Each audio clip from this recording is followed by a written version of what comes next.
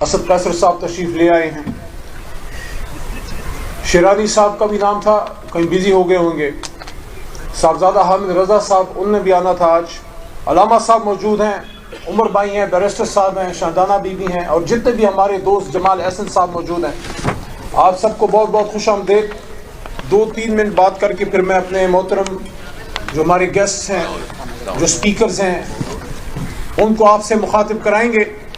میرے دوستو, آج انتہائی اہم دن ہے, 15 مارچ,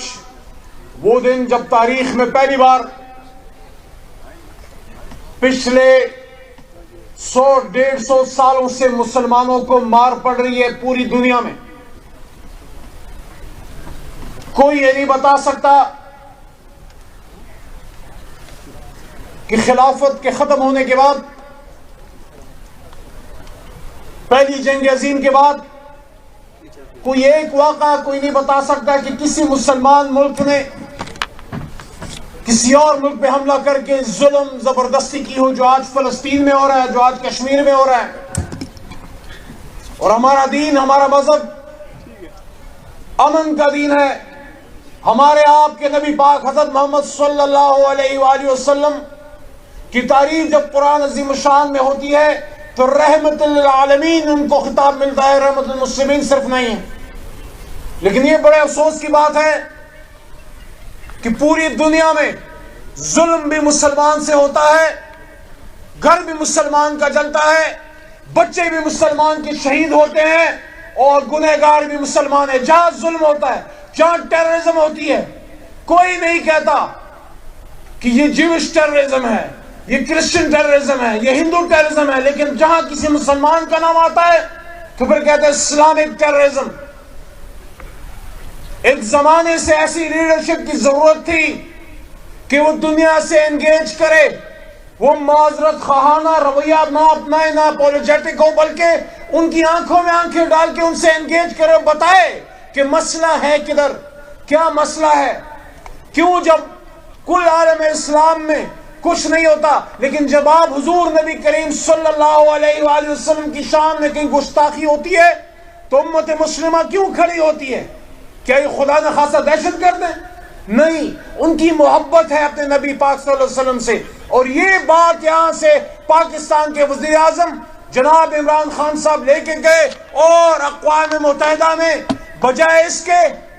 کہ وہاں لان تان کرتے, ایسی بات کرتے جس سے مغرب میں, مشرق میں, یا اسلام میں اور غیر اسلام دنیا میں فاصلے مزید بڑھتے, انہوں نے اس کنفیوژن کو ختم کیا, ان سے انگیج کیا, اور بتایا کہ جب ڈنمارک میں رسالت کے خلاف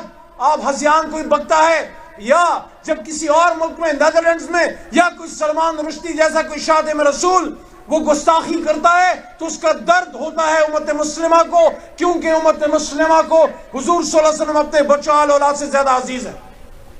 بہت بڑی کامیابی حاصل کی عمران خان صاحب نے جب اقوام متحدہ کے سب سے بڑے پلیٹ فارم پہ پہلی بار بین الاقوامی اینٹی اسلاموفوبیا ڈے کے طور پہ 15 مارچ کو منوایا, اور دنیا کو میسج دیا کہ اسلام امن کا دین ہے. افسوس کی بات ہے آج وہ شخص جو عالم اسلام کی طرف سے حضور صلی اللہ علیہ وآلہ وسلم کے ایک وکیل کے طور پہ کل عالم سے مخاطب ہوا, آج اس کو اسلام کی محبت, حرمت رسول کی حفاظت, عالم اسلام کے تحفظ, اور پاکستان میں 2 بار پوری امت مسلمہ کو افغانستان میں امن لانے کے لیے اکٹھا کیا. اور جب انہوں نے یہ بات کی تھی دوسری عالمی کانفرنس میں, جب امت مسلمہ کو اکٹھا کیا, عمران خان صاحب نے یہاں کہا پارلیمنٹ میں کہ آؤ تمام امت مسلمہ کے لیڈران ایک بلاک کی طرح مضبوط ہو, اور تب بھی ہم کشمیر اور فلسطین کی بات کر سکیں گے. جب انہوں نے اسلامی بلاک کی بات کی, حرمت رسول کی بات کی, ختم نبوت کی بات کی, مدینہ کی ریاست کی بات کی, تو وہاں الارم بیلز رنگ ہوئے کہ نہیں, یہ تو ایک اور ٹیپو سلطان پیدا ہو رہا ہے. تو میرے دوستو, بات لمبی نہیں کرنا چاہتا, آپ کو یہ کہنا چاہتا ہوں انشاءاللہ جو بڑا کام عمران خان کر گئے, اس کو اب ہم انشاءاللہ آگے لے کے جائیں گے، اور جلد ہی ایک بار پھر آپ کے اور ہمارے اس ملک کے حقیقی وزیر اعظم عمران خان صاحب ایک بار پھر وزیر اعظم پاکستان کے طور پہ اسی عالمی فورم میں جا کے اسلام کا، حرمت کا، رسالت کا اور ہمارے دین کشمیر کا، فلسطین کا مقدمہ لڑنے جائیں گے انشاءاللہ آپ کی دعاؤں سے۔ آپ کی آمد کا بہت شکریہ، اس دعا کے ساتھ کہ جلدی خان صاحب ہمارے بیچ ہوں، اور جو ان کا اصل کام ہے اس امت اور اس ملک کو لیڈ کرنا، اللہ واپس وہ ذمہ داری ان کے حوالے کرے۔ ہمارے ساتھ ایک بہت بڑے عاشق رسول عمر نیازی صاحب آئے ہوئے ہیں، آپ آ جائیے سر اسٹیج پہ۔ شہریار افریدی صاحب بہت بڑے عاشق رسول